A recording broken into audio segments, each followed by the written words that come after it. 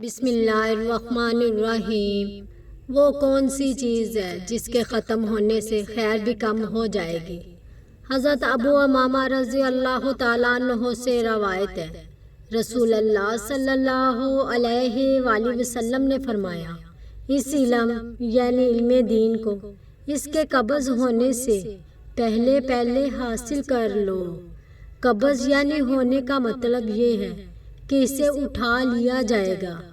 اس کے بعد آپ صلی اللہ علیہ وآلہ وسلم نے درمیانی انگلی اور انگوٹھے کے ساتھ والی انگلی ملا کر یعنی اشارہ کیا اور فرمایا، عالم اور طالب علم ثواب میں شریک ہیں اور دوسرے لوگوں میں کوئی خیر نہیں۔ دین کی صحیح سمجھ انسان کے لیے بہت بڑی نعمت ہے، کیونکہ اس کے ذریعے وہ حق اور باطل، نیکی اور برائی میں فرق کرنا سیکھتا ہے۔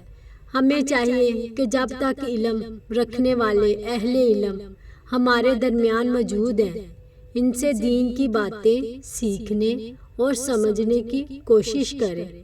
علم صرف سننے یا پڑھنے کا نام نہیں، بلکہ اسے اپنی زندگی میں اپنانا بھی ضروری ہے۔ جو شخص دین سیکھنے میں کوشش کرتا ہے اور جو دوسروں تک صحیح علم پہنچاتا ہے، دونوں اللہ تعالیٰ کے ہاں اجر کے مستحق ہیں۔ اس لیے علم دین کو معمولی نہ سمجھیے، اسے سیکھیے، عمل کریں اور آگے پہنچائیے۔ اللہ ہمیں علم دین سیکھنے اور اس پر عمل کرنے کی توفیق دے۔ جزاک اللہ خیر، آمین یا رب العالمین۔